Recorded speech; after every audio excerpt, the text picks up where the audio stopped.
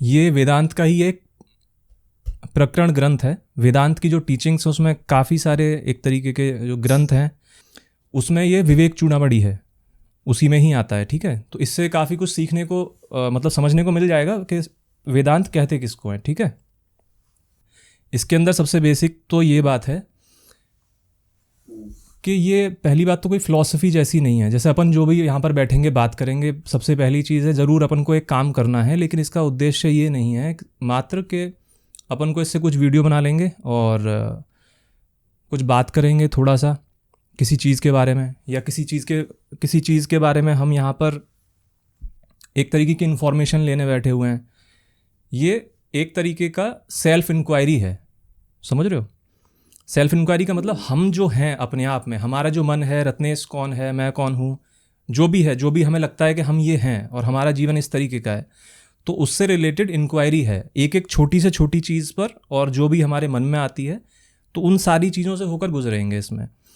तो इसीलिए इसको क्या है, एज ए फ़िलॉसफी बोलते हैं बहुत सारे लोग, लेकिन मुझे मतलब बिल्कुल पूरी तरीके से ये है कि ये फ़िलॉसफी नहीं है।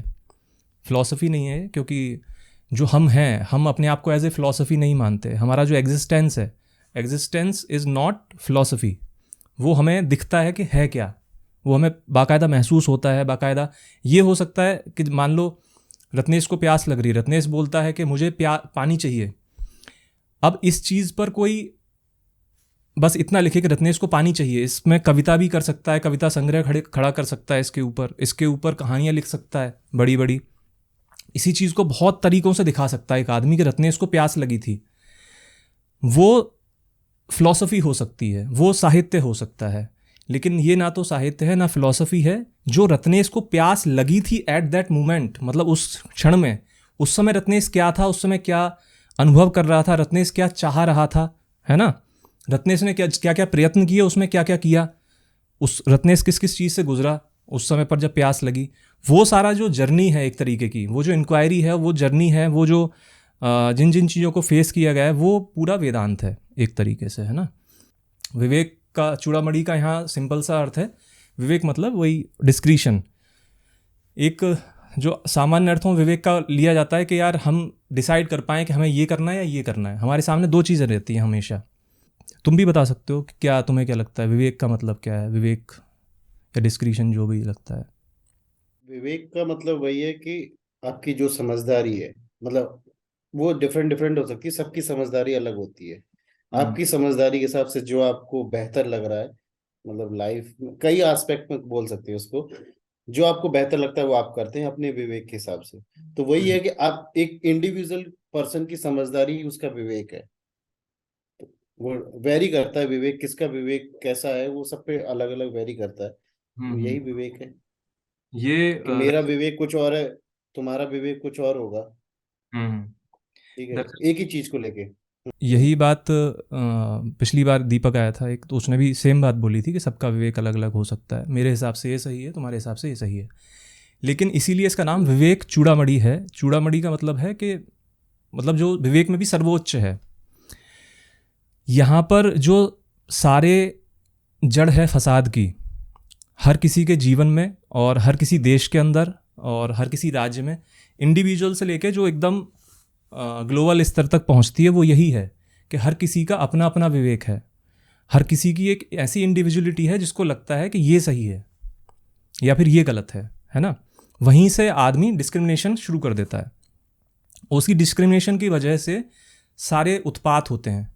कुछ भी हो, किसी भी चीज़ को ले लो, ठीक है, मुझे ये पसंद है, मुझे ये पसंद नहीं है, या इस तरीके से रहना चाहिए। एक माँ बाप में और बच्चे में रहता है, झगड़ा रहता है, वो भी हर चीज़ की जड़ यही है कि जो उनका मैं है, वो मैं उनको लगता है कि वो इसी तरीके का होता है। तो यहाँ पर विवेक चूड़ामणि में यही है। ये इस यहाँ पर जो विवेक का अर्थ है वो दरअसल ये है कि एक चीज़ ऐसी है जो हमें दिखती है, लेकिन उसमें दो चीज़ें इतनी घुली मिली हैं कि हमें एक दिखाई देती हैं। जैसे कि एक एग्जांपल पिछली बार भी दिया था, जो दिया जाता है ज़्यादातर, कि हंस वाली बात। हंस को इसलिए दिखाया जाता है बहुत बहुत ज़्यादा प्योरेस्ट, क्योंकि वो उसके अंदर डिस्क्रिमिनेशन की जो पावर होती है, विवेक जो होता है, विवेक बुद्धि जो होती है, वो सबसे ज़्यादा होती है।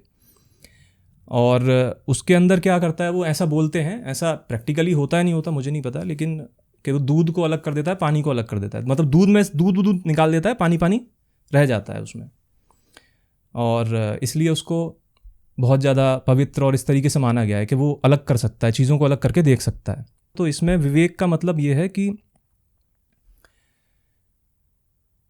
हम जिस भी चीज़ को देख रहे हैं अपने सामने,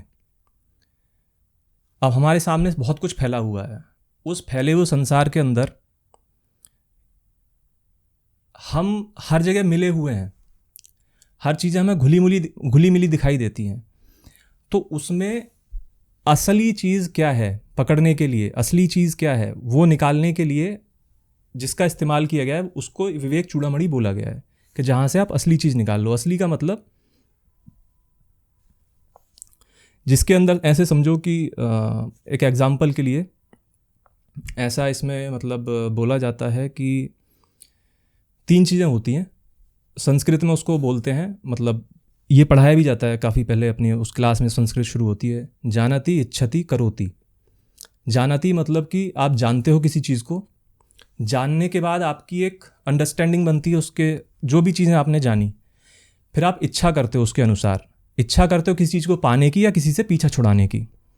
आपको कोई चीज़ अच्छी लगती है बुरी लगती है, फिर आप किसी चीज़ को पाना चाहते हो छोड़ना चाहते हो।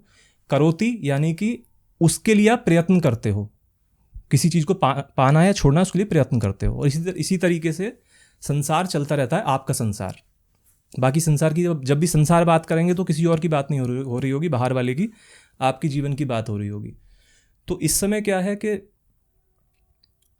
इसमें ये बात बोली जाती है सीधे सीधे कि अगर आप किसी चीज़ को ठीक से नहीं जानते हो, अगर आपको नहीं पता है कि आप जो चीज़, अच्छा ये जानती इच्छति करोति किस सेंस में बोला जाता है, ये बोला जाता है इस सेंस में कि बुद्धि है जो जानती है सबसे पहले, उसके बाद बुद्धि के बाद हम देखते हैं उसके कि ये चीज़ किस प्रकार की है, हमारे लिए सही है नहीं है, इसका क्या रिजल्ट होने वाला है, फिर हम उसके लिए जाते हैं, इच्छा करते हैं कि भाई नहीं इसको करते हैं क्योंकि ये हमारे लिए सही है, फिर हम प्रयत्न करते हैं उसके लिए। लेकिन हमारी दुनिया में क्या है, मतलब जो हम लोग हैं उसमें थोड़ा उल्टा है खेल। सही तरीका ये है करने का, लेकिन क्यों है सही तरीका वो इसलिए बोला जाएगा, ऐसा नहीं कि सही तरीका ही है, क्योंकि हम चलते हैं अपनी इंद्रियों से, सेंसेस से।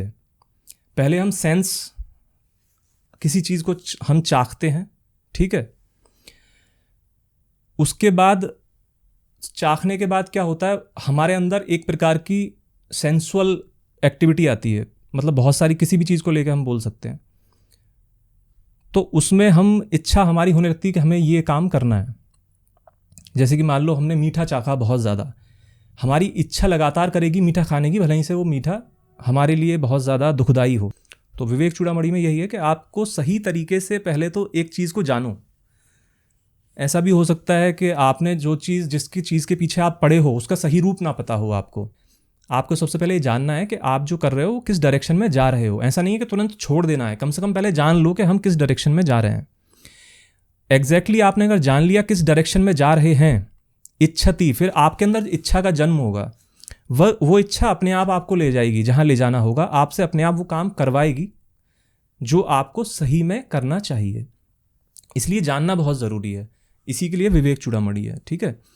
तो विवेक का इसमें मोटा मोटा अर्थ यही है, एक तो यही कि आप ठीक से जानो किसी चीज़ को, और दूसरी चीज़ जो तुमने बोला कि सबका विवेक अलग अलग होता है, तो इसमें यही है सबसे पहली चीज़ कि जो भी एक इंसान है, चाहे वो तुम हो, मैं हूँ या कोई भी हो, उसका जो अल्टीमेट अंदर से जो होता है वो एक जैसा स्वरूप है। भले ही से उसकी अंडरस्टैंडिंग, देखो विवेक और कुछ नहीं है, बाकी सब चीज़ें आ जाती हैं जो तुमने बोला, इसमें क्या है, बाकी सारी चीज़ें आ जाती हैं हमारे अंदर।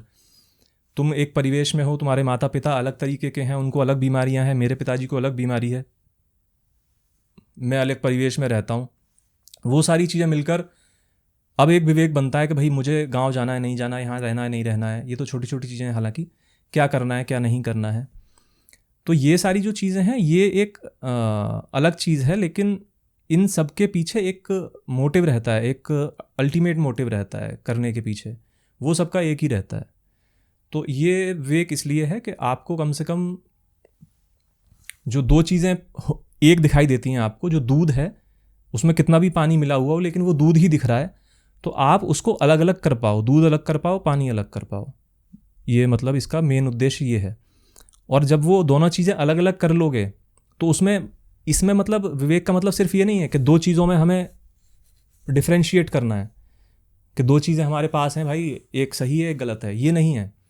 बल्कि हमें यह है उन दोनों के पीछे जो है, सही और गलत के भी जो पीछे है, जिसके पटल पे ये दोनों चीज़ें चल रही हैं, जो सही गलत का निर्णय कर रहा है, वो कहाँ है इसमें असल में, उसको क्या चाहिए, वो कहाँ जा रहा है। फिर वो सही गलत कुछ नहीं होगा, फिर वो सबसे पहले ये देखेगा कि वो कहाँ पर है, यानी कि हम अपने आप को उसमें देखते हैं।